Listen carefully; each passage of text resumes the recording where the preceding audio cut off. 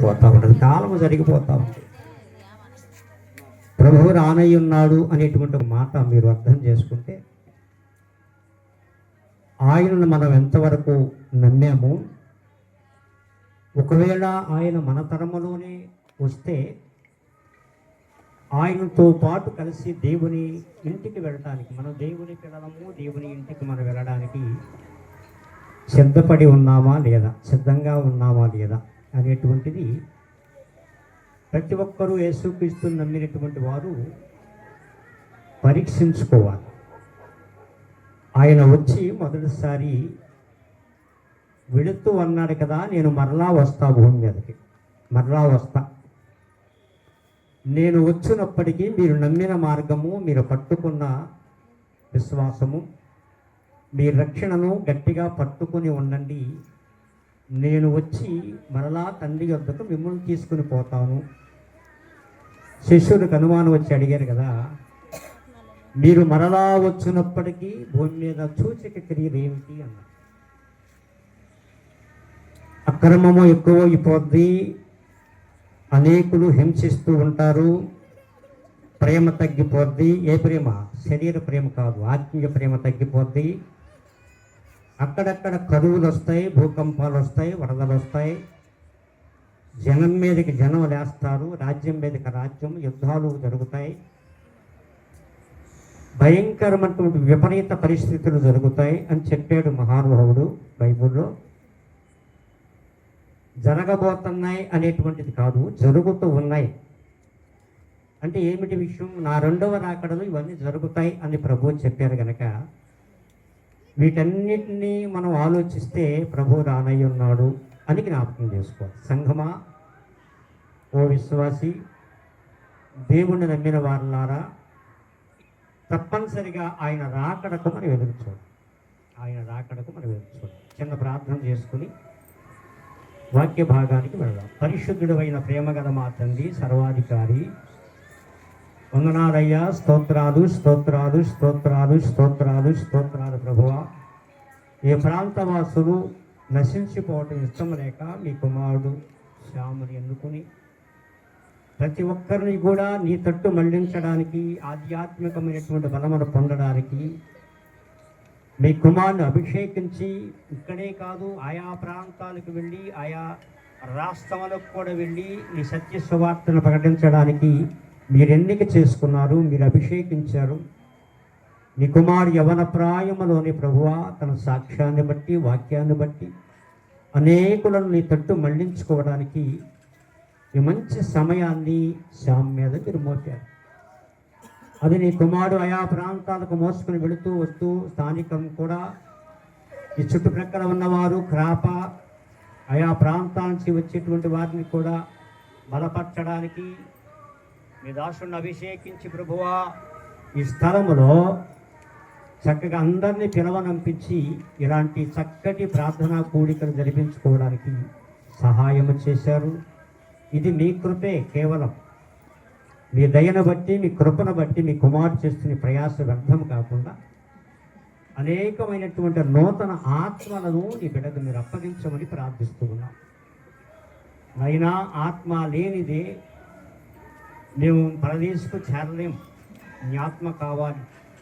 నేను ఎలా కొలవాలో, ఎలా పిలవాలో, నీ ప్రజలను ఎలా నీ యొద్దకు నడిపించడానికి సిద్ధపాటు కలిగించారో మీ కుమారుడికి ఇచ్చిన వాక్శక్తిని బట్టి స్తోత్రాలు చెల్లిస్తూ క్రాప నుంచి స్థానిక సంఘాన్ని, ఆయా ప్రాంతం నుంచి విచ్చేసి ఉన్నటువంటి ప్రతి ఒక్క నీ బిడ్డలను కూడా మీ దాసుడు రాబోతూ ఉండగా క్షేమ ప్రయాణం వారికి దయచేయండి.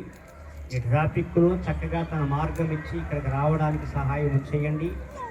ఈ జరిగిస్తూ ఉన్న ఈ కూడికలో ప్రభువా నీ మాటలు మాట్లాడుతున్న నేను వట్టి మానవుణ్ణి, నా నోట నీ మాట ఉండాలి.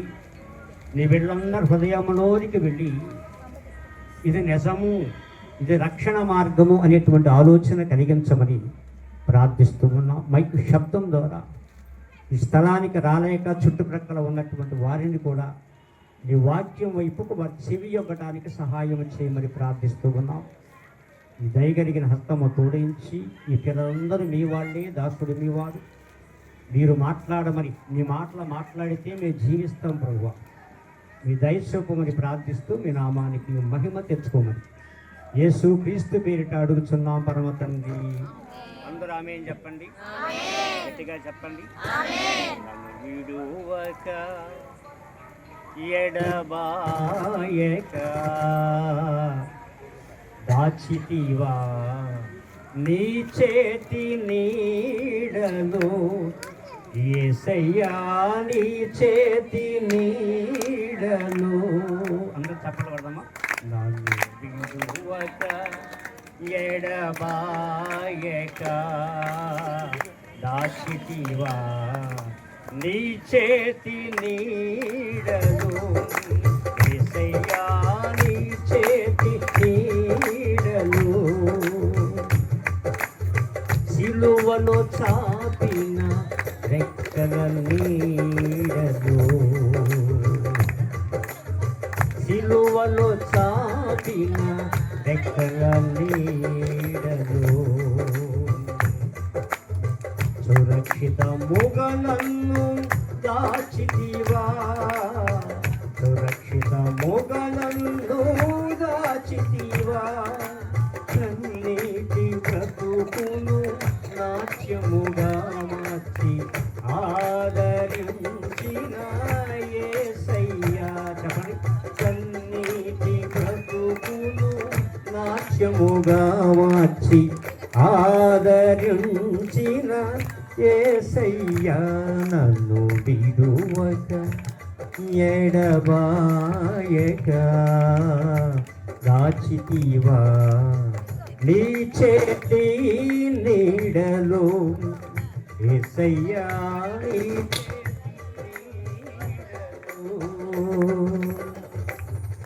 ఉన్నత పిలుపుతో నన్ను పిలచి,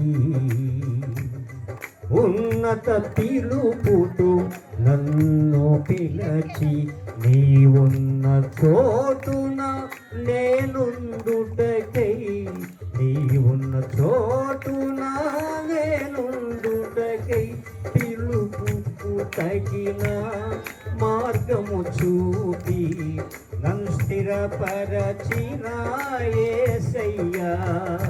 పిలుపుకు తగిన మార్గము చూపి నన్ను స్థిరపరచిన యేసయ్యా. నన్ను విడువక ఎడబాయక దాచితివా నీ చేతి నీడలో, యేసయ్యా నీ చేతి నీడలో.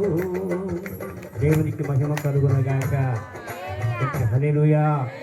ఉన్నత స్థలములో మనల్ని సిద్ధపరిచి తీసుకుని పోవడానికి ఆయన రెక్కల నీడలో మనల్ని కాపాడుతూ వస్తూ ఉన్నాం, కాచుకుంటూ ఉన్నాం. ఆయన పిల్లలమైనటువంటి మనము నిమిషము అనే కంటే ప్రతి సెకను కూడా కొనకక నిదురుబోక ఆయన సంఘం వైపు, ఆయన పిల్లల వైపు, ఆయన సేవకుల వైపు చూసేటువంటి వాడు ఎవరైనా ఉన్నారా చరిత్ర పుటంలో అంటే ఆయనే నజరేయుడైన యేసు. గట్టి హల్లెలూయా. చక్కటి దేవుని యొక్క రాజ్యమునకు మనం వెళ్ళాలి. ఆయన వస్తే ఆయనతో పాటు కలిసి మనం దేవుని రాజ్యానికి వెళ్ళాలి అంటే బైబిల్ చదవగలిగిన వారు ఉన్నారా ఇక్కడ? చక్కగా స్పష్టంగా చదువుతారా? లూకా శుభవార్త 10వ అధ్యాయము. నేను పరిగెత్తను, చక్కగా విపులంగా చెప్తాను, మీకు అర్థమవ్వ రీతిగా బోధిస్తాను. మీ అందరి చెవులు రిక్కించండి. జస్ట్ పాతది వెళుతుంది, కొత్తది వస్తుంది. ఈ మాట వినటం వలన కొత్తదనం అనేటువంటిది ఒకదాన్ని మనం సంపాదించుకోవడానికి అవకాశం ఉంటుంది అమ్మా. ఈ లూకా సువార్త 10వ అధ్యాయంలో 25వ వచనం ప్రారంభిద్దాం. 37 వచనాల వరకు చెప్పుకోవాలి అధ్యాయంలో. 25 నుంచి 37, 25 వచనం ప్రారంభిద్దాం. ఇదిగో ఒకప్పుడు ధర్మశాస్త్రోపదేశకుడు. అందరూ వినండి జాగ్రత్తగా, మీ మనసులు ఇక్కడే పెట్టండి. కాస్త అటు ఇటు తిరుగుతూ ఉంటుంది మనసు, దాన్ని కొంచెం కట్టి పడవేయండి కాసేపు. నా వైపు చూస్తూ ఉండండి, ఈ మాట క్యాచ్ చేయండి. ఇది మనకు అవసరమా కాదా అనేటువంటిది మనమే ఒకసారి ఈరోజు రేపట్లో పరిశోధించుకుందాం, పరీక్షించుకుందాం. ఒక నూతన సంవత్సరంలో ఒక నూతనమైనటువంటి పద్ధతిలో మనం నడవడానికి ప్రయత్నం చేద్దాం. బలవంతం కాదు, ఎవరి ఇష్టం వారిది, ఎవరు నడవవలసినటువంటి మార్గం వారికి బోధిస్తూ ఉన్నాడు. ఇదిగో ఒక ధర్మశాస్త్రోపదేశకుడు లేచి బోధకుడా, యేసుక్రీస్తు ప్రభువారి దగ్గరకు వచ్చి బోధకుడా అంటున్నాడు. ఆ బోధకుడా అనేటువంటి మాట కూడా ఆత్మీయంగా అంటున్నా. ఆయన ధర్మశాస్త్ర పండితుడు. గ్రంథమంతా కూడా ఆదికాండం నుంచి ప్రకటన గ్రంథం వరకు నూరి పోసుకున్నాడు మదిలో. కానీ ఆత్మీయత అంటే ఏంటో, అక్షరార్థకం అంటే ఏంటో అనేటువంటి విషయాలు రెండింటికి పోలికుందండి. అక్షరార్థకాన్ని వదిలిపెట్టి ఆత్మీయతలోనికి రావాలి. ప్రతి విశ్వాసి, ఇక్కడ సంఘం కూడినటువంటి మనందరం కూడా ఆత్మీయ స్థితి, ఆత్మ లేనివాడు నావాడు కాదు, ఆత్మ కలిగిన వాడే నావాడు అని చేసి చెప్తున్నాడు. కనుక దేవుని యొక్క ఆత్మీయత మనకు కావాలి అంటే ఇప్పుడు ఈయన అంటాడు కదా, పండితుడు ధర్మశాస్త్రం అంతా పొడికి పుట్టు అంతా కూడా క్షుణ్ణంగా చదివాడు. కానీ దేవుని సన్నిధికి ఎత్తబడటానికి మార్గం అతనికి అతనికే అర్థం కాల. ధర్మశాస్త్ర పండితుడికి అర్థం కాకపోతే మనకి తరములో ఉన్న మనకేం అర్థమైంది చెప్పండి ఒకసారి గట్టిగా. హల్లెలూయా. ఒకసారి జాగ్రత్తగా వినాలి, వాక్యాన్ని జాగ్రత్తగా వినాలి. ఏ మాటైనా ఇంట్రెస్ట్గా వింటాను. కానీ దేవుని వాక్యం వచ్చేటప్పటికి అప్పుడప్పుడు అనాలోచనలకు వెళ్ళిపోతూ ఉంటాం. ఎప్పుడెప్పుడు రేపటి సంగతి కూడా జ్ఞాపకం వస్తూ ఉంటుంది. కాసేపు ఇక్కడ విన్నావులే సార్లే కానీ అంటది. మన పక్కనే ఉంటుంది. అపవాది ఇప్పుడు కూడా మన దగ్గరే ఉంటుంది. మన దగ్గర ఉండి విననీయదు, చికాకు పెట్టిద్ది, పక్కన వాళ్ళని ఇప్పుడే గెలటానికి ప్రయత్నం చేస్తుంది. ఇప్పుడు ఏదో జ్ఞాపకం వచ్చింది, నీతో మాట్లాడుతున్నాను అంటది. మన ముచ్చట్లో పడి దేవుని ముచ్చట్ను మర్చిపోజేసి మనల్ని ఆధ్యాత్మికంగా బలపరచబడలేకుండా బలహీనపరిచేటువంటి ఆ శక్తి భూమి మీద ఏవు గ్రంథములు అంటున్నాడు కదా, అటు ఇటు తిరుగుతూ ఉన్నాను. దేవుని కుమారులు ఏవు ఇంటిలోకి వచ్చినప్పుడు నేను అటు ఇటు తిరుగుతున్నాను అంటే ఇప్పుడు మన దగ్గర కూడా అటు ఇటు తిరుగుతూ ఉంటుంది. అనాలోచన పెడతా ఉంటుంది. ఏదేదో చెయ్యి, ఏదో చెప్పు, అనాలోచనలకు వెళ్ళిపో, మాట్లాడబాక, కళ్ళు మూసుకో, పైట శంకు ముసుకేసుకుని కూడా కొనుక్కు చెయ్యి, కొనుక్కు రకరకాలుగా చెబుతాం మనకి పెడతా ఉంటుంది. కానీ మనం దాన్ని జయించాలి. దేవుని మాటను నమ్మాలి. దేవుని మాటను ఇంటిలో కంటే హృదయం అని ఇంటిలోకి పోనీయాలి. ఇంటిలో ఉన్న దుమ్ము ధూళి అంతా కూడా శుభ్రంగా తొడవనివ్వాలి. తొడవనిచ్చిన తర్వాత నీ ఖాళీ హృదయంలోనికి అప్పుడు పాడాలి, యేసయ్యా నా ఇంటికి రావా, యేసయ్యా నా ఇంటికి రావా. చాలా మంది పాడుతున్నారు ఈ మధ్యన, బాగా తీగలు తీసి పాడుతున్నారు ఈ పాట. యేసయ్యా, నీ ఇల్లు ఎలా ఉంది? యేసయ్య నీ ఇంట్లోకి రావాలా? నీ ఇంట్లోకి రావాలంటే నీకు ఆత్మీయ స్థితి ఉందా, భయం ఉందా, భక్తి ఉందా, విశ్వాసం ఉందా, పట్టుదల ఉందా, వాక్యానుసారంగా ఉందో లేదో మనల్ని మనమే పరీక్షించుకోవాలి. మన హృదయ పరిశోధన కావాలి. హృదయ పరిశోధన చేసుకుని యేసుక్రీస్తు వారు నా ఇంటిలోకి వచ్చేటువంటి అర్హతలో నేను ఉండాలని తప్పనిసరిగా ఇదిగో ఈరోజు ఒక తీర్మానం చేసుకుందాం. ఈరోజు ఒక తీర్మానం చేసుకుని రేపు పశ్చాత్తాపడి విజ్ఞాపన ప్రార్థనలో పాల్పంపులు పొంది తప్పనిసరిగా కొత్త సంవత్సరంలో నేను ఒక కొత్త వ్యక్తిగా జీవిస్తాననే తీర్మానం మనందరికీ ఉండగలిగితే అప్పుడు చెప్పు నువ్వు నాకు హ్యాపీ. గట్టిగా హల్లెలూయా. అప్పుడు నాకు సంతోషం, దేవుని వల్ల సంతోషం కదా. సంతోషం అనేటువంటిది ఎక్కడ ఉందంటే దేవుని గ్రంథములో, దేవుని మాటలో ఉంది, దేవుని యొక్క విశ్వాసములో ఉంది, దేవునికి లోబడటంలో ఉంది. మరి అలాంటి పండితుడే వచ్చి, శాస్త్రోపదేశకుడే వచ్చి యేసుక్రీస్తుని ఏమని అడుగుతున్నాడు? తల్లి బోధకుడా, నిత్య జీవమునకు వారసుడు అనుకోవటానికి నేనేం చేయాలి?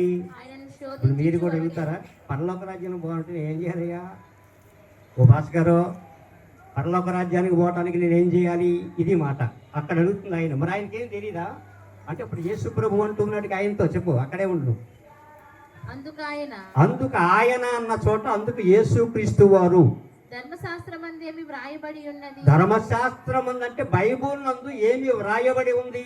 నీవేమి చదువుతున్నావు రోజు, నువ్వేమి వింటున్నావు రోజు, నువ్వేమి వింటున్నావు, ఏం చదువుతున్నావు, ఏమి గ్రహిస్తున్నావు? అతడు నీ దేవుడైన ప్రభువును నీ పూర్ణ హృదయముతో, నీ దేవుడైన ప్రభువుని ఎలా ప్రేమించాలంటమా? అందరూ చెప్పండి. పూర్ణ హృదయముతో, పూర్ణ మనసుతో, నీ పూర్ణ శక్తితో, నీ పూర్ణ వివేకముతో ఎలా ప్రేమించాలి? అందరూ చెప్పండి. పూర్ణమైన మనసు అంటే నీ హృదయములో ఒక దేవుణ్ణి ఆరాధించేటప్పుడు దేవునికి తప్ప మరొక దానికి స్థానం ఉండకూడదు, మరొక దాన్ని ఎంటర్ కానియకూడదు. ఇప్పుడు ప్రార్థన చేసేటప్పుడు రకరకాలైనటువంటి ఆలోచనలు మనలోకి వస్తూ ఉంటాయి. ఆలోచనలు లోకపరమైన వాటిని కట్ చేసి పక్కన పడవేయాలి. కాసేపు దేవునికి నీకు ఒక సంబంధం కలగాలి అంటే, దేవుడు నీ వైపు చూడాలి అంటే, దేవుడు ఆధ్యాత్మికమైనటువంటి మార్గం నీకు ఇవ్వాలి అంటే, ప్రార్థించేటప్పుడు కళ్ళు మూసుకోగానే నెంబర్ 1 నీకు కొంత పెద్ద ఫోను టిక్కుమని మెసేజ్ వచ్చింది, దాన్ని కూడా కట్టి అక్కడ పడేయాలి. దాన్ని కూడా స్విచ్ ఆఫ్ అక్కడ పెట్టి ప్రార్థన చేయాలి. గట్టిగా స్తోత్రం చెప్పండి. ఎందుకో చెప్పనా, శరీరానుసారమైనటువంటిది ఫోన్ కావాలి. నాకు 100 ఫోన్లు, పెద్ద ఫోన్ ఉంది, చిన్న ఫోన్లు ఉన్నాయి. ఇప్పుడు జేబులు చిన్న ఫోన్ వేసుకుంటా, పెద్ద ఫోన్ ఎప్పుడు పట్టుకొని వెళ్ళను. నాకు ఎందుకంటే అది ఒక శైలి అనిపించింది. కనుక అదా కాదు, ఉండాలి, ఫోన్ ఉండాలి, కమ్యూనికేషన్ కావాలి. ఎక్కడున్నావు, ఎప్పుడు వస్తున్నావు, ఎంత దూరం వస్తున్నావు, ప్రాస్ గారు వస్తా ఉన్నారు, మరి చక్కగా ఫోన్ చేస్తాం, అయ్యగారు ఎంతవరకు వచ్చారు మీరు, కమ్యూనికేషన్ కావాలి. కానీ అందులో చెత్త ఉంది. విలువైన జ్ఞానం కంటే చెత్త ఎక్కువ ఉంది. ఇలా యూత్ పాడైపోవడానికి కారణం ఏంటంటే టచ్ ఫోన్. యూత్ అయిపోతా ఉన్నారు. చాలా అల్లరి చిల్లరంతా దానిలో ఉంది. అందులో ఉన్నప్పుడు ఏంటంటే నువ్వు ప్రార్థన చేస్తూ పక్కన పెట్టేవి అనుకోండి, ఏదో ఒక మెసేజ్ వస్తుంది. ఏదో ఒక మెసేజ్ వచ్చి సౌండ్ కనపడిద్ది. వెంటనే ప్రార్థన ఆపేసి ముందు అది ఇంపార్టెంట్ అన్నట్టుగా దానికోసం మనం ఓపెన్ చేస్తాం. అది ఓపెన్ చేసిన తర్వాత నడిపింపు ఆగిపోద్ది. ప్రార్థన చెయ్యాలనే ఆసక్తి కూడా తొలగిపోద్ది. ఇక చూపంతా దేని మీద పడిద్ది అంటే దాని మీదే పడిద్ది. దాన్ని అట్ట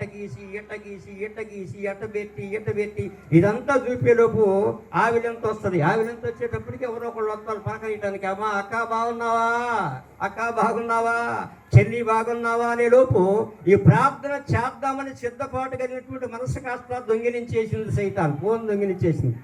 ఫోన్ వచ్చిన గడియారాలు పోయినాయి, ఫోన్ వచ్చిన పేపర్ పోయింది, ఫోన్ వచ్చిన టీవీలు పోయింది, ఫోన్ వచ్చిన ల్యాప్టాప్లు పోయినాయి, ఫోన్ వచ్చినాక చాలా పోయినాయి, కమ్యూనికేషన్ పోయింది. అసలు ఫోన్ వచ్చినాక అన్ని పోయినాయి. కనుక ఫోన్ పక్కన పెట్టుకుని ప్రార్థన చేయడానికి ఎప్పుడు కూడా మీరు ఉపక్రమించవద్దు. దయచేసి దాన్ని చుచ్చు ఆపి పక్కన పెట్టండి.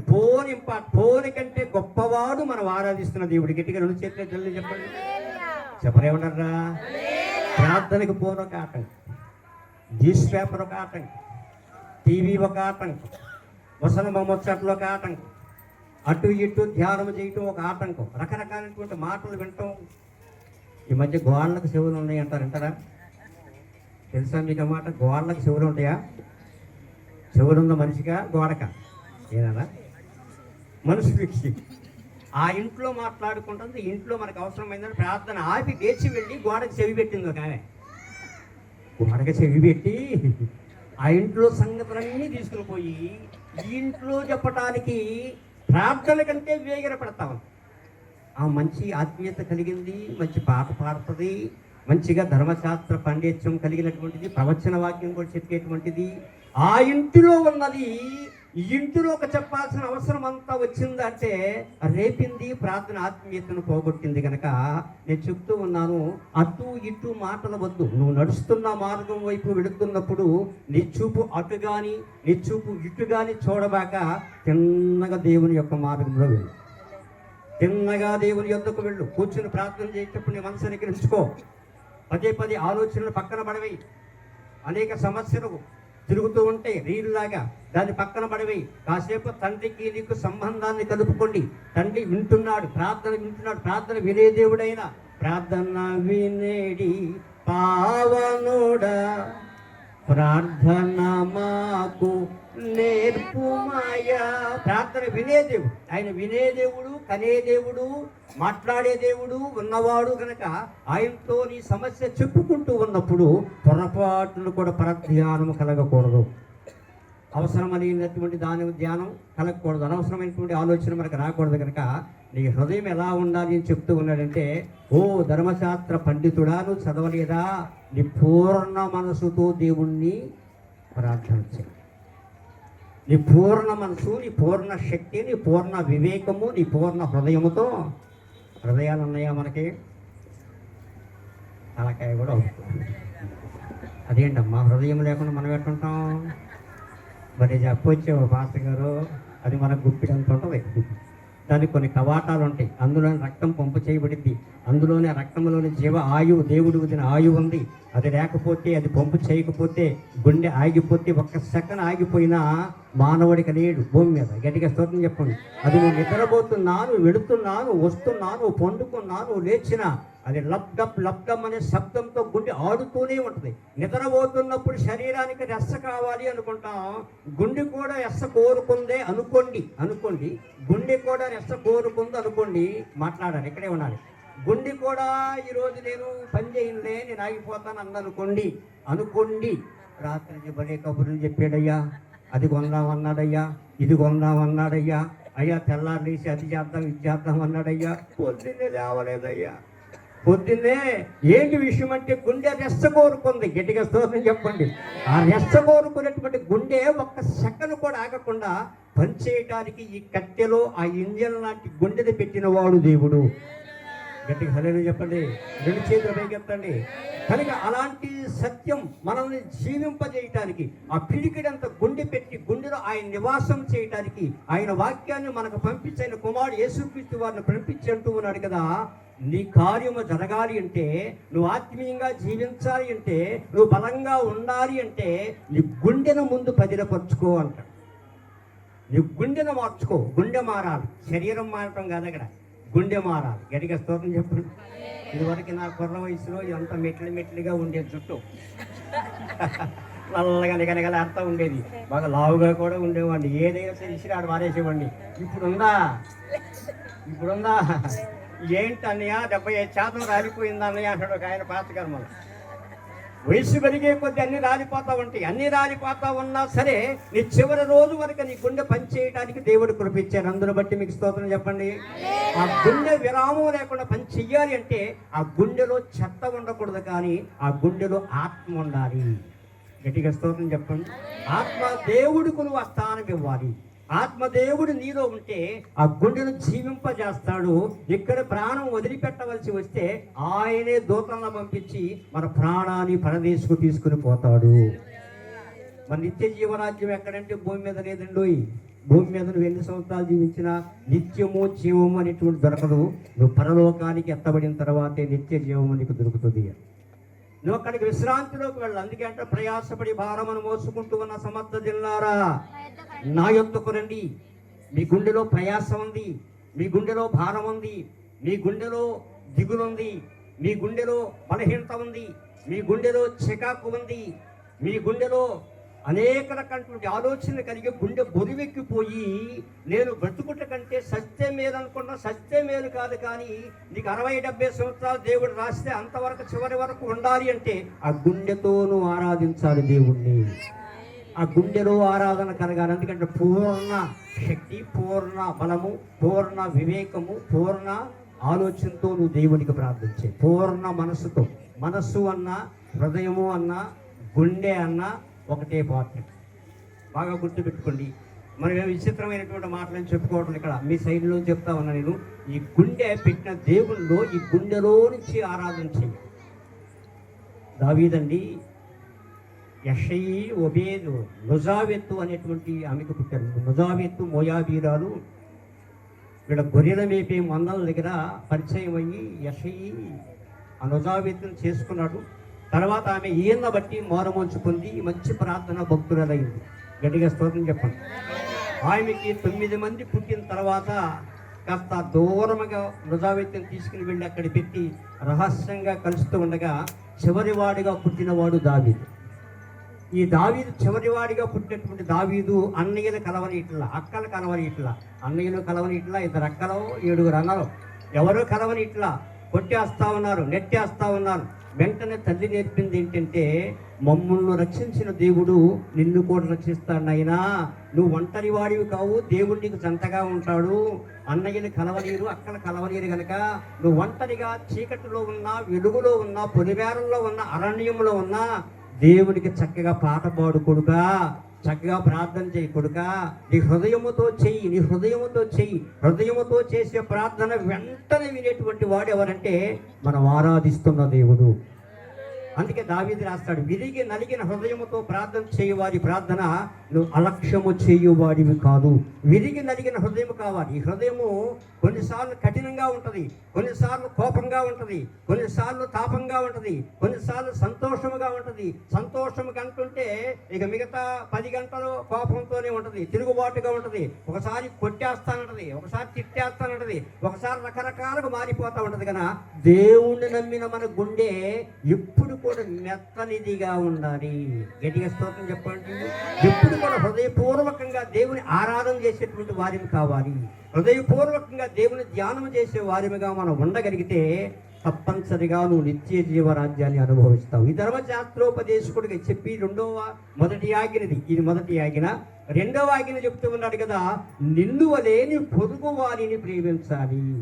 ఇప్పుడు చెప్పండి, సంఘంలో ఉన్న విశ్వాసంలో కూడా పొరుగు వారిని ప్రేమించే మనసు ఉందంటారా? కొంతమంది మూతి చెప్తా ఉంటారు, అబ్బో భలే వాడిందిలే, అబ్బో. కొంతమంది అబ్బో నేను చదువుతా వాక్యం, ఆ ఎస్ఆర్ కుమార్ మైకి నా చేతికి ఇస్తే నేను కూడా ప్రసంగం చేస్తా అంటే. ఇక్కడ ప్రసంగాలు చేస్తా ఉంటే సేవకుడు కూర్చున్నటువంటి సంఘంలో ఉన్నటువంటి విశ్వాసులు చాలా రకరకాలుగా మాట్లాడుకుంటూ ఉంటారు. అంటే ఆత్మీయత ఉందంటారా? ఇక్కడే ఉన్నారా? ఆత్మీయత ఉందంటారు. ఆత్మీయత కలిగిన వారు ఎవరిని కూడా విమర్శించరు. ఆత్మీయత కలిగిన వారు ఎవరిపై తీర్పు తీర్చరు. ఆత్మీయత కలిగిన వారు ఎవరికి కొట్లాటికి తిట్లాటికి అసూయకు పగకు ద్వేషానికి ఉండదు. కానీ ఎప్పుడైతే నీ హృదయం మారిందో, నీ హృదయము చక్కగా ఉందో, నువ్వు సమస్తమైన ప్రతి ఒక్కరిని కూడా నీ అని కాదు, నా అని కాదు, గొప్పని కాదు, చిన్నని కాదు, పేదని కాదు, ధనికనిది కాదు, కానీ అందరినీ సమానంగా చూసుకుంటూ పోయేదే ఆత్మీయ ప్రేమ. ఆత్మీయ ప్రేమ కావాలి. ఈనాటి సంఘాలకి ఆత్మీయ ప్రేమ కావాలంటే నీ హృదయము మారాలి. కానీ శరీరం మీద మనం ఎన్ని రంగురంగులు బట్టలు వేసినా, ఈ రంగురంగుల ఆభరణాలు ధరించినా ప్రయోజనమని అది దేవుడు చెప్పలేదు. అక్షయ అలంకారం కావాలి, హృదయ అలంకారం కావాలి. నీ హృదయంలో నీ గోడు వినాలి. దేవుడు అంటే నీ పూర్ణ మనసుతో నువ్వు ఎలా ప్రార్థిస్తున్నావో నీ పక్కవాడిని కూడా అలాగే ప్రేమించు అంటే. గట్టిగా హల్లెలూయా.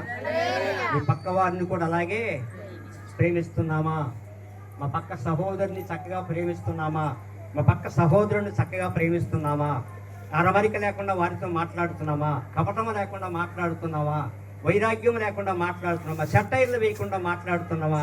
ప్రేమతో నువ్వు మాట్లాడుతున్నావా? అలాంటి స్థితి నీలో లేకపోతే ఈ 2025 ఈరోజు 30వ తారీఖు దాన్ని వదిలేసి అందరినీ సమానమైనటువంటి చక్కటి మనసుతో ప్రేమిస్తానయ్యా అని ఒక వాగ్దానం చేసుకోండి.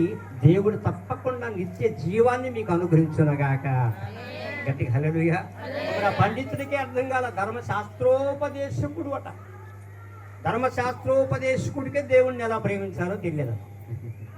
మరి మనకు చెప్తా ఉన్నాడు రాత్రికాలం పరిశుద్ధాత్మ దేవుడు, చక్కగా నీ పక్క వారిని చక్కగా గౌరవించు, చక్కగా పిలుచు, చక్కగా వెళ్ళు, చక్కగా రప్పించుకో, చక్కగా పెట్టు, చక్కగా పెట్టించుకో, చక్కగా పలకరించు, చక్కగా పలకరింపజేసుకో. ఇలాంటి విషయాల్లో ఎప్పటికప్పుడు మనము దేవుని ప్రేమ ప్రతి విశ్వాసులో, ప్రతి ఇవాంజలిస్టుల్లో కనపడాలి. దేవుని ప్రేమ కనపడాలి. ఆయన రూపంలోనికి మనం మారాలి. ఆయన రూపంలోనికి మనం మారినప్పుడే, ఆయన వచ్చినప్పుడు వెంటనే ఈ మట్టి శరీరం మట్టి వదిలిపెట్టి మహిమా శరీరం మనకిస్తాడు. చక్కగా రెక్కల ఊపుకుంటూ ఆయన ఇంటికి పోతాము. ఆయన మన ఆత్మకు తండ్రి, అబ్బా తండ్రి అంటూ ఉంటాం. అబ్బా తండ్రి, ఆత్మను పోసినవాడు, ఆత్మను పెట్టినవాడు. ఆత్మ ఆయన దగ్గరికి మనం వెళ్ళాలి అంటే తప్పనిసరిగా నీ పొరుగు వాణిని కూడా ప్రేమించాలి. 2 ఆజ్ఞలు చెప్పాడు అక్కడ. చెప్పండి, ఎన్ని ఆజ్ఞలమ్మా? మీ అందరూ కూడా చెప్పండి, మాట్లాడండి. మీరు ఎప్పుడైతే నా సఫలై ఉంటుంది కదా చెప్పండి. గట్టిగా హల్లెలూయా. 2 ఆజ్ఞలు చెప్పాడు. 10 ఆదికాండములో 10 ఆజ్ఞలలో వాటిని మిళితం చేసి క్లుప్తపరిచి యేసుక్రీస్తు వారు వచ్చిన తర్వాత వాటిని 2 ఆజ్ఞలుగా మార్చాడు. ఒక ఆజ్ఞ పూర్ణాత్మ, చదువునా? పూర్ణాత్మ పోయిందా మైకు? నీ పూర్ణ హృదయముతోను, నీ పూర్ణ మనసుతోను, నీ పూర్ణ శక్తితోను, నీ పూర్ణ వివేకముతోను దేవుణ్ణి ప్రేమింపవలననియు, దేవుణ్ణి ప్రార్థించవలననియు, దేవుణ్ణి కొనియాడాలనియు, దేవుణ్ణి పిలవాలనియు. ఆ మాటల్లో అన్ని పొదగబడి ఉన్నాయి. దేవుణ్ణి పలకరించేటప్పుడు నీ మనసంతా ఆయన మీదే ఉండాలి. గట్టిగా 2 చేతులు తల్లి చెప్పండి అలా. ఒకసారి గట్టిగా చప్పట్లు కొట్టండి అలా. పరిశుద్ధాత్ముడు పలకాలి అంటే వెంటనే నేనున్నానమ్మా అని నీకు అభయం రావాలి నీ మీద కంటే నీ హృదయం నిండుగా ఆయన పిలవాలి.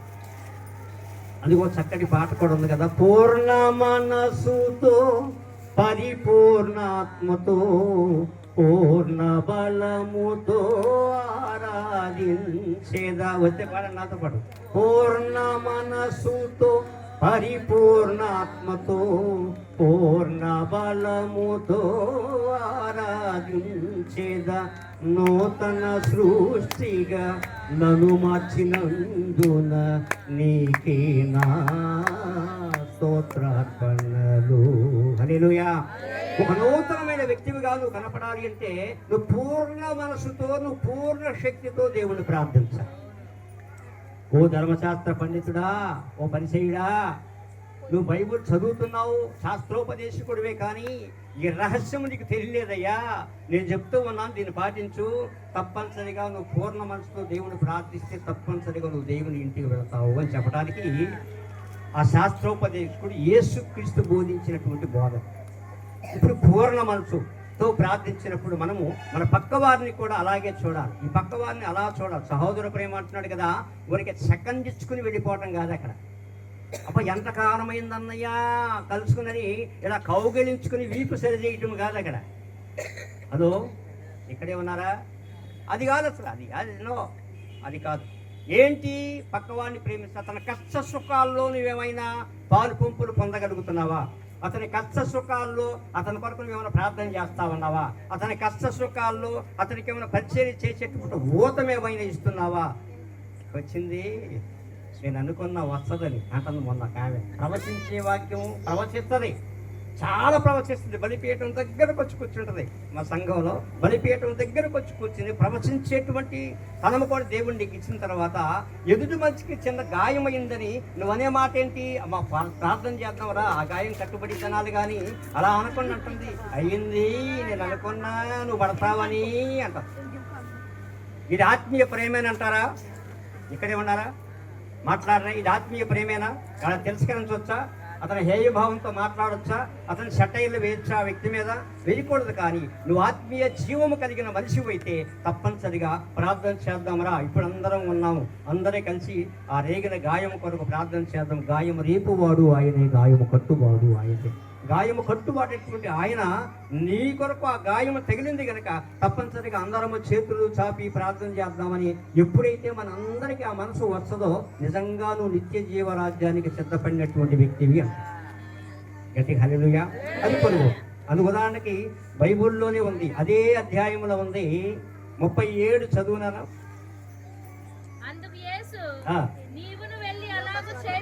నీవును వెళ్ళి అలాగే చేయము. ఆ పైన చదువు ఇక సరే నేను చెప్తున్నాను, వినండి, గుర్తుపెట్టుకోండి.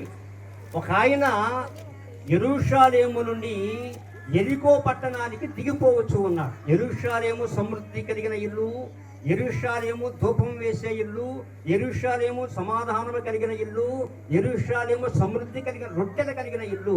ఆ ఇంటిని వదిలిపెట్టి యెరికో పట్టణానికి పోతూ ఉన్నాడు. ఎత్తైన పట్టణాన్ని వదిలిపెట్టి దిగిపోతా ఉన్నాడు. ఇది చాలా మంది కూడా ఎక్కడో ఎత్తైన స్థితిలోకి వచ్చిన తర్వాత కూడా దిగిపోయేటువంటి విశ్వాసులు చాలా మంది ఉన్నారు. బలహీనపరచబడేటువంటి వారు చాలా మంది ఉన్నారు. ఇలా దిగిపోతూ ఉండగా యెరికో పట్టణానికి యెరూషలేము పట్టణానికి మధ్యలో ఒక చక్కటి పొలిమేర ఉంది. ఆ పొలిమేరలో చీకట్లో దొంగలు ఉన్నారు. ఎవరన్నా చెప్పండి, ఎవరు దొంగలు? దొంగోడెవరు? శత్రువు. గట్టిగా హల్లెలూయా. దొంగలు ఉండి ఈ పట్టణము దాటి వచ్చాడు. ఆ పట్టణానికి వెళ్ళక ముందే మధ్యలో సంధి చీకట్లో ఆ వ్యక్తిని పట్టుకున్నాడు, కొట్టారు, బట్టలన్నీ చింపి పారవేశారు, కొర ప్రాణంతో వదిలిపెట్టి వెళ్ళిపోయారు. దొంగోడికి జాలా? మన యేసుకు జాలి. గట్టిగా స్తోత్రం. యేసయ్యకు జాలి. కానీ దొంగోడి కఠినాత్ముడిగా ఉంటాడు. దొంగోడు ఎప్పుడు శత్రువు.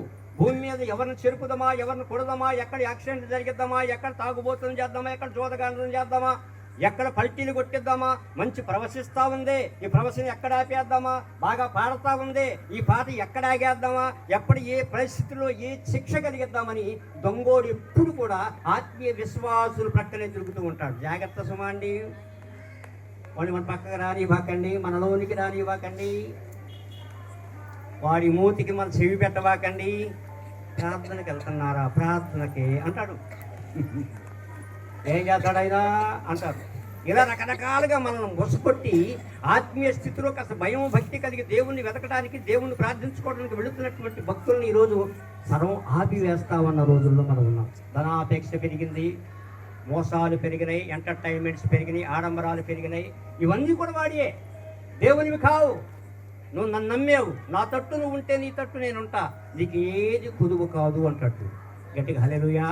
నేను భిక్షమెత్త, నేను చెయ్యి చాప, నేను అడుక్కో, నేను అవసరమైతే నీవే ఒక గుప్పెళ్ళు పెట్టేటట్లు చేస్తానన్న దేవుణ్ణి వదిలిపెట్టి హీన స్థితిలోకి ఈరోజు చాలామంది జారిపోతాన కారణం ఏంటంటే ఆత్మీయ శక్తి లేక అపవాది శత్రువు మాట విని శత్రువు మాటతో తిరగటం. ఇక చాలామంది ప్రవేశించేదాకా వచ్చి లోకంలో పడి తిరుగుతూ ఉన్నారు, లోకంలో ఇచ్చరివిడిగా వెళ్ళిపోతూ ఉన్నారు. ప్రవచనాత్మ వచ్చినటువంటి వారు కూడా మరి ఆత్మని ఏం చేసుకున్నారు, కానీ సాతాను దొంగిలించేసింది.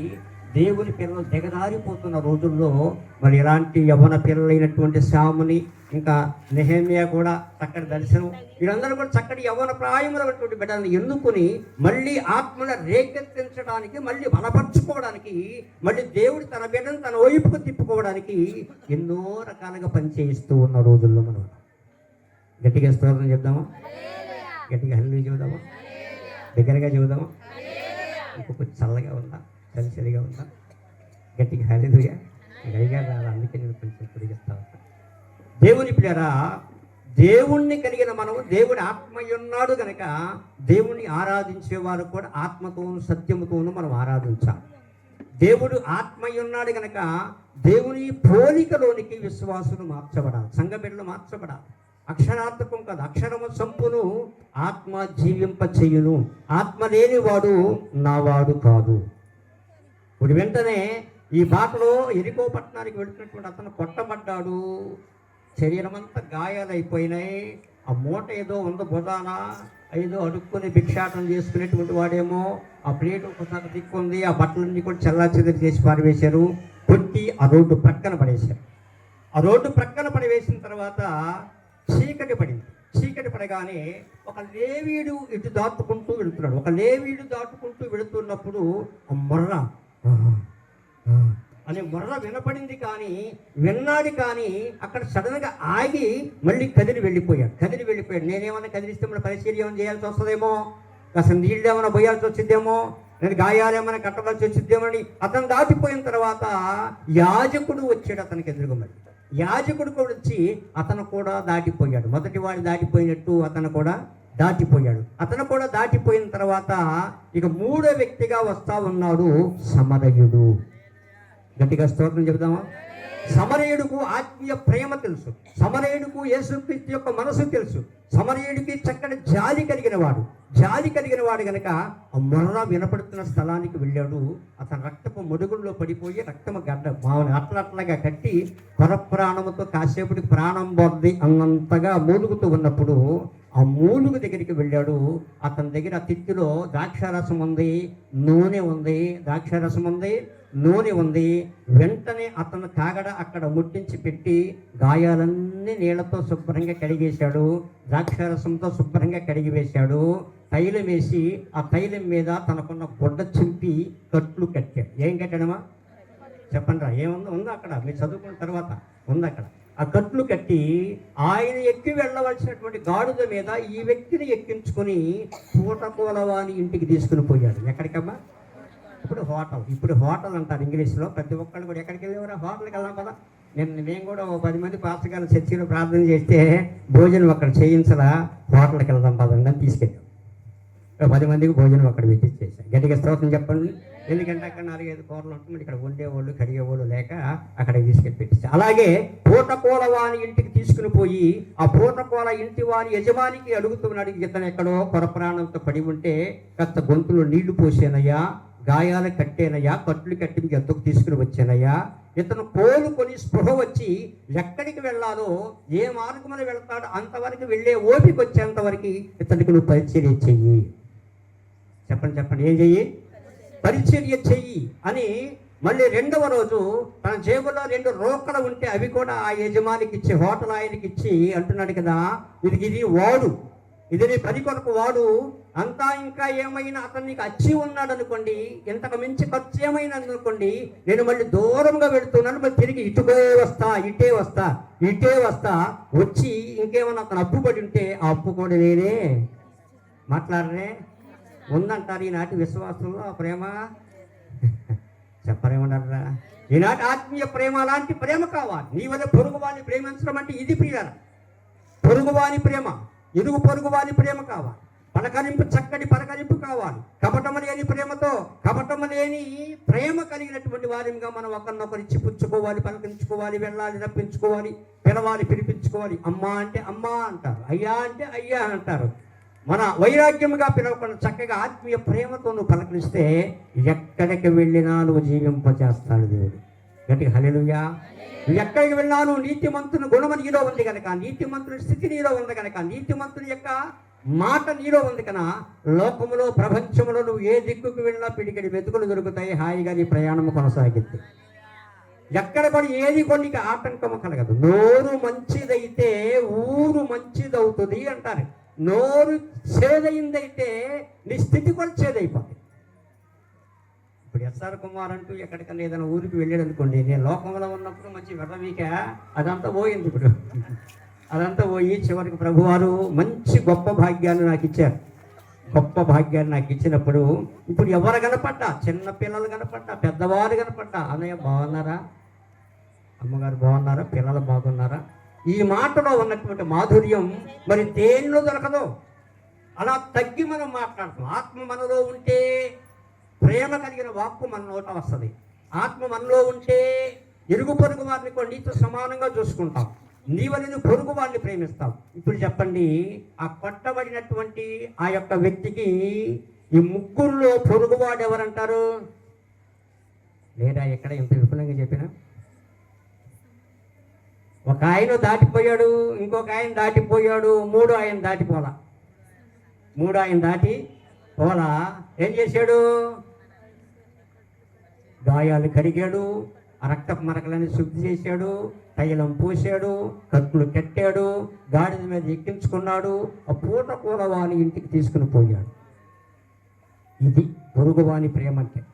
ఇరుగు పొరుగువాని ప్రేమ. ఇరుగు పొరుగు వాని ప్రేమ అంటే అతనుకున్న బాధల్లో ఏదైనా నువ్వు పాలి పంపులు పొందాలి, ప్రోత్సహించాలి, కనీసం మాట సహాయమైనా చేయాలి. కలిగుండి చేయకు ఉండుట పాపము అంటుంది యాకోబు పత్రికలో. నువ్వు సహాయం చేయగలిగి ఉండి, మెండుగా ధనము కలిగి ఉండి, మెండుగా ధాన్యము కలిగి ఉండి, మెండుగా అన్ని అవసరాలు తీర్చడానికి సమృద్ధి కలిగి ఉండి, ఒక లేని కడుపేదవానికి కనీసం పిడికెడైనా భోజనం పెట్టలేవా? కొంచెం బియ్యం పెట్టలేవా? ఒక 4 రూపాయలు ఇవ్వలేవా? నీ పొరుగువారి ఆపదలో ఏదైనా సహాయం చేస్తేనే నీ పొరుగువారిని నువ్వు ప్రేమించినట్టు. దేవుని పిల్లారా, 2025 ఈరోజు, రేపు 31 చివరి రోజు ఉంది. ఈ చివరి 2 రోజుల్లో, ఈరోజు రేపట్లో అలాంటి ఆత్మీయమైనటువంటి మనసు మనలో లేకపోతే మనం ఎంతకాలం కఠినంగా ఉండి ఏం చేయగలము? మనం కఠినంగా ఉండకూడదు. కానీ దేవుణ్ణి నమ్మిన మనము, దేవుడు మనల్ని ప్రేమించి పరలోకాన్ని వదిలిపెట్టి భూమి మీదకు వచ్చి మన కొరకు చివరి బొట్టు రక్తం వరకు కాచాడు. ఆకాశం వరకు భూమికి వేలాడాడు. ఆయన ఎంత ప్రేమించాడంటే కొట్టిన వాళ్ళని, తిట్టిన వాళ్ళని, పొడిచిన వాళ్ళని కూడా అంటూ ఉన్నాడు కదా, తండ్రి మీరేమి చేశారో మీరు ఎదగరు కనుక వీరి మీదకి శిక్ష రాకుండా చెయ్యి, వీరి పిల్లల మీదకి శిక్ష రాకుండా చెయ్యి, వీరి పిల్లల్ని నష్టంలో పడకుండా చెయ్యి, వీరి పాతాళంలోకి పోకుండా చెయ్యి, వీరిని క్షమించు.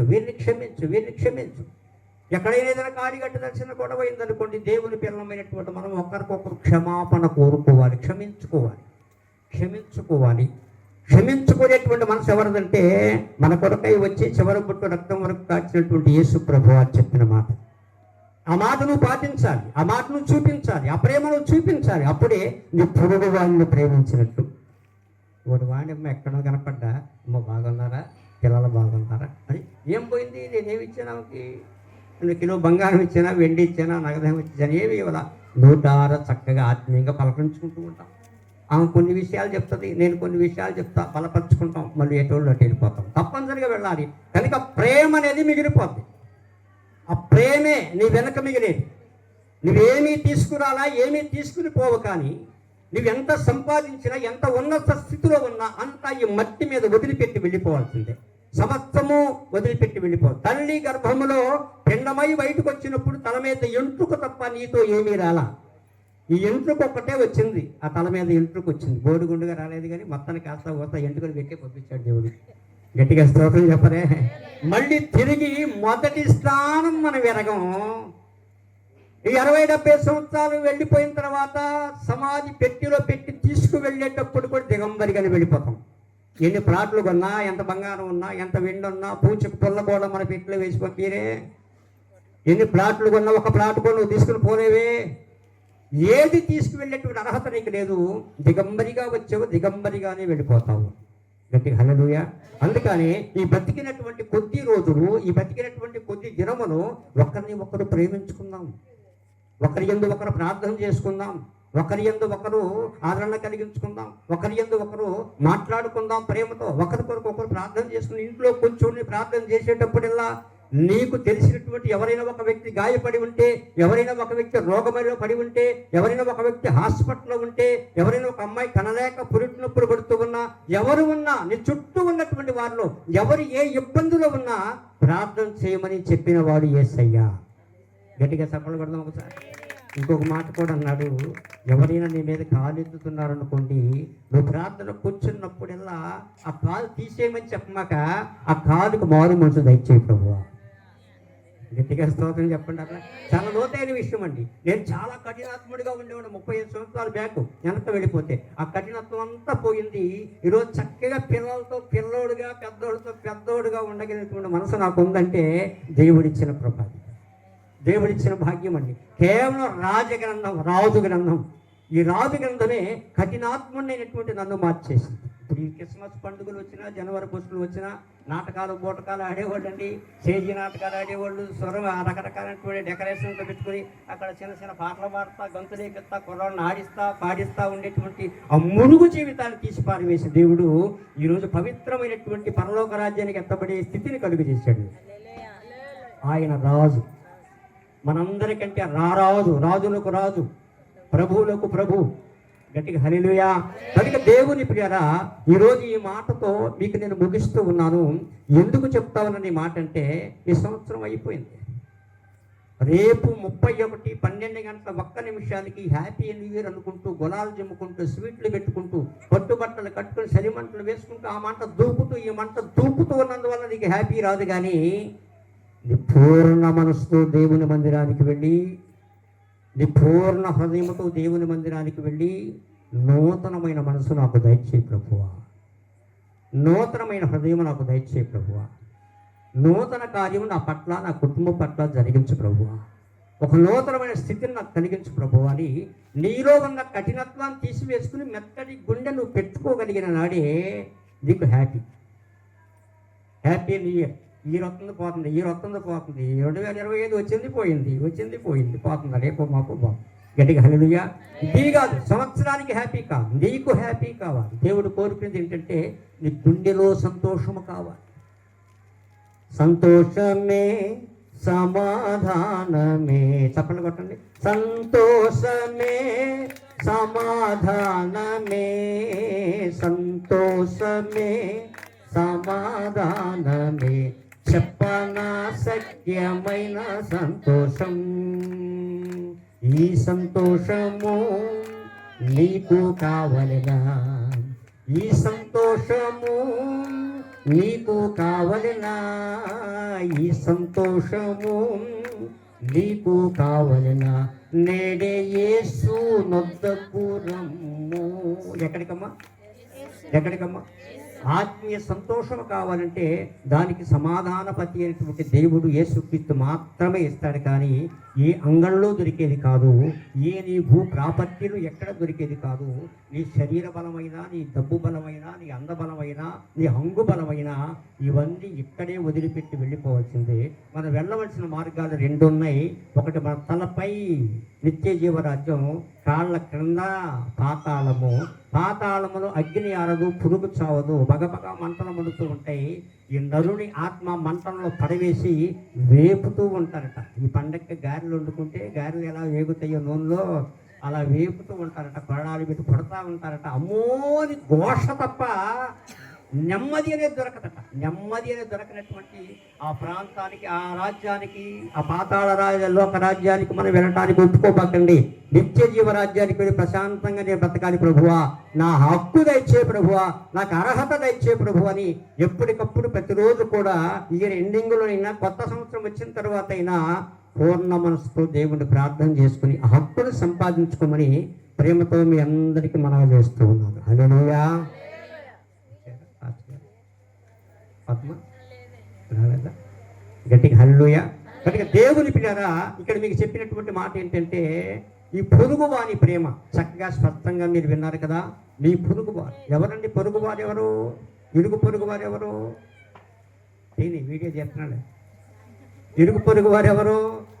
మాట్లాడలే. మనతో పాటు కూర్చున్నటువంటి వాళ్ళు మన ఇరుగు పొరుగు వారు కాదా అమ్మా? చెప్పలే కాదా? మరి వాళ్ళని నువ్వు ప్రేమిస్తున్నావా? వాళ్ళని ప్రత్యేకంగా పెడుతున్నావా, ప్రేమిస్తున్నావా? నిజంగా ఆత్మీయ చిగురు నీలో ఉంటే, ఆత్మీయ జీవము నీలో ఉంటే అందరినీ సమానముగా చూపటానికి వచ్చిన వాడు యేసయ్య. ఆ కులమని కాదు, ఈ మతమని కాదు, ఈ తెగని కాదు, ఆ రంగని కాదు, ఈ రంగని కాదు, ఆ పొంగు కాదు, ఈ తంగు కాదు, కానీ అందరినీ సమానముగా ప్రేమించేవాడే యేసయ్య. అందరికీ సమసమాజ స్థాపన కొరకై ప్రయాసపడిన వాడే యేసయ్య. అందుకే మన హృదయం ఆయనకి ఇవ్వాలి. మన హృదయంలో ఆయనకి స్థానం ఇవ్వాలి. మన హృదయంలో ఆయనకి స్థానం ఇస్తే తప్పనిసరిగా నీ హృదయంలో కాఠిన్యం పోయి మెత్తన శైలి వస్తుంది. తప్పకుండా ఇరుగు పొరుగు వారంటే వారి బాధలంటే ఏంటో నీకు కూడా అర్థమవుతుంది. నువ్వు ప్రార్థనకి ఉపక్రమించినప్పుడు తప్పనిసరిగా వారి కోసం కూడా ప్రార్థన చేసే మనస్సు నీకు కలుగుతుంది. మనస్సు నీకు కలుగుతుంది. గట్టిగా స్తోత్రం చెప్పండి. కనుక మారు మనసు అంటారు. మారు మనసు అంటే ఇది మనసు మారాలి. మనసు మారాలి, మారాలి, మారాలి, నీ మనసే మారాలి. మారిన ఫలితం ఉంటుంది. ఎవరికి వాలి మారిన మనసు? దేవునికి వాలి. లోకానికి ఇవ్వకూడదు, లోకంలో ముచ్చట్లకి ఇవ్వకూడదు, లోకంలో ఉన్న స్థితిగతులకి ఇవ్వకూడదు, లోకంలో తిరుగుబాటుకి ఇవ్వకూడదు, లోకంలో శాపగ్రస్తానికి ఇవ్వకూడదు. కానీ నువ్వు మారిన నీ మనసు దేవునికి ఇవ్వాలి. శరీరము దేవునికి కాదండి. శరీరముతో మనం నిత్య జీవరాజ్యానికి వెళ్ళలేమండి. శరీరంతో వెళ్ళడానికి అవకాశం లేదు. ఆత్మతో మనం వెళ్ళాలి. ఆత్మ లేనివాడు నా వాడు కాదు. ఆత్మ కలిగిన వారికి మాత్రమే నిత్య జీవరాజ్యము. శరీర కోరికలు కొన్ని ఉంటాయి, వాటిని వదిలిపెడదాం, వాటిని విసర్జిద్దాం. ఈ సంవత్సరం ఎండింగ్లో, ఈ నెల ఎండింగ్లో 31వ తారీఖు రాత్రి 12 గంటల 1 నిమిషంతో వాటిని వదిలిపెట్టేసేద్దాం. శరీరం ముచ్చట్లు వదిలిపెడదాం, శరీర కోరికలను వదిలిపెడదాం, శరీరమైనటువంటి ఆలోచన వదిలిపెడదాం, శరీర దుస్థితిని వదిలిపెడదాం. దేవునికి దగ్గరగా ఉందాం. దేవునికి దగ్గరగా ఉందాం. దేవునికి దగ్గరగా ఉంటే ఆయనకు ముచ్చట వస్తే నువ్వు తప్పనిసరిగా ఆయనతో పాటు నిన్ను పరదేశకు తీసుకుని పోతాను. గట్టిగా హల్లెలూయా. ఒకే కళ్ళు మూసుకోండి, తల్ల వంచండి. మనం ఎదురు చూస్తున్నటువంటి నాయన గారు సేవకులు వచ్చారు, వారికి అవకాశం ఇద్దాం. కళ్ళు మూసుకోండి. నీ పూర్ణ మనస్సుతో 1 నిమిషం నీ హృదయాన్ని పరీక్షించు. దేవుని పిల్లారా, అందరూ కళ్ళు మూసుకుని ఒకసారి నీ హృదయాన్ని పరీక్షించుకో. 1 నిమిషం నీ హృదయాన్ని పరీక్షించుకో. శ్యామ్ ఎందుకు ఏర్పాటు చేసేది కోరికంటే నీ హృదయ పరిశోధనలు జరిగించుకోవడానికి, నీ హృదయముతో దేవునికి ఆహ్వానం పలకడానికి, నీ మారు మనసుతో, చక్కటి మనసుతో నీ పొరుగువాన్ని ప్రేమించి దేవుణ్ణి పూర్ణ మనసుతో, పూర్ణ శక్తితో, పూర్ణ వివేకముతో, పూర్ణ హృదయంగా మార్చబడి నీ వలె నీ పొరుగువారిని మార్చబడి 2 ఆజ్ఞలను పాటిస్తేనే నిత్య జీవరాజ్యానికి వారసుడివి. విన్నావు కదా? నువ్వు వెళ్ళి అలాగా చెయ్యి అన్నాడు. మిమ్మల్ని కూడా అలాగా చేయమంటున్నాడు. 1 నిమిషం హృదయ పరిశోధన చేసుకోండి. 1 నిమిషం హృదయ పరీక్ష చేసుకోండి. నా హృదయం ఎలా ఉంది అనేటువంటి ఒక ఆలోచనకి రండి. నా హృదయం ఎలా ఉంది? నేను కఠినంగా ఉన్నానా, మాంసపు గుండెగా ఉన్నానా, జీవము కలిగిన గుండెగా ఉన్నానా, ఎలా ఉన్నాను అనేటువంటి ఒక ఆలోచన తప్పకుండా మీరు చెయ్యండి. ఒక్క నిమిషం చెయ్యండి. అయ్యగారు వచ్చేసిన మన దగ్గరికి వారికి అవకాశం ఇద్దాం. పరిశుద్ధుడా, ప్రేమ కలిగిన మా తండ్రి, మీ దాసుని కొరకు ఎదురు చూస్తూ ఉన్నారు ప్రభువా. సమయానికి ట్రాఫిక్ జామ్ అయినా నడిపించారు ప్రభువా, అందును బట్టి మీకు స్తోత్రాలు. ఇప్పటి వరకు నువ్వు మాట్లాడినటువంటి మాటలు ప్రతి బిడ్డలు విన్నారు కనుక విన్న దాన్ని బట్టి వారు హృదయ పరిశోధన జరిగించుకుంటా ఉన్నారు, హృదయ వేదనతో ప్రార్థిస్తూ ఉన్నారు. విరిగి జరిగిన హృదయాన్ని వారికి దయచేసి ఆత్మతో ప్రార్థించి మీ కొరకై చెత్తపడేటువంటి భాగ్యాన్ని దయచేసి ప్రయాసపడి కూడికను ఏర్పాటు చేసి చక్కటి నాయకులను పిలిపించి వాక్యం అందిస్తున్న మీ కుమారుడు శ్యామును మరొకసారి జ్ఞాపకం చేసుకోండి. వారి తల్లిగారిని జ్ఞాపకం చేసుకోండి, వారి మిషన్ జ్ఞాపకం చేసుకోండి. వారు ఎక్కడికి వెళుతూ ఉన్నా పిల్లడికి తోడై ఉండమని చక్కగా మీరు తోడై ఉండి నడిపించమని ప్రార్థన చేస్తూ మీ నామానికి నీ బిడ్డలందరూ కూడా ఆత్మీయంగా ఉండటానికి సహాయం చేయమని పొరుగువాని ప్రేమ